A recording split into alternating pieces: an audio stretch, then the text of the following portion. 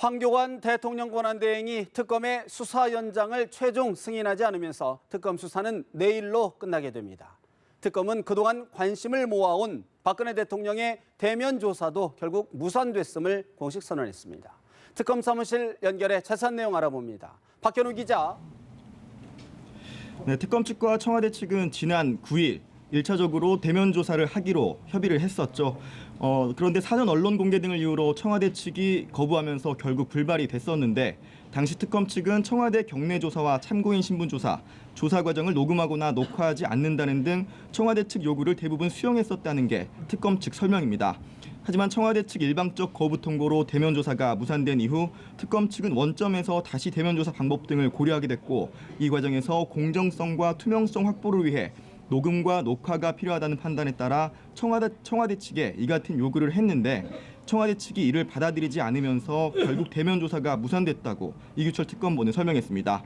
이 특검보는 청와대 압수수색이 불발로 그친 것에 대해서도 매우 유감스럽다는 입장을 밝혔습니다. 그러면서 영장 만료 기간인 내일 압수수색 영장을 반환할 예정이며 추후 법원에서 적법하게 발부된 영장이 집행되지 못하는 이 같은 사태가 재발되지 않도록 입법적 해결 방안이 필요하다고 강조했습니다. 박 기자, 이제 공식 수사 기간이 하루밖에 안 남았는데 이재용 삼성전자 부회장 등에 대한 기소 오늘 이루어집니까? 네, 당초 이재용 부회장 등을 오늘 재판에 넘길 것이라고 하는 관측이 나왔었는데요. 이 특검보는 이 부회장 등을 내일 일괄 기소할 계획이라고 밝혔습니다. 그 대상은 이 부회장을 포함해 특검에서 뇌물수수 등 혐의가 추가된 최순실 씨 등 총 10명에서 15명 안팎이 될 것이라고 덧붙였습니다.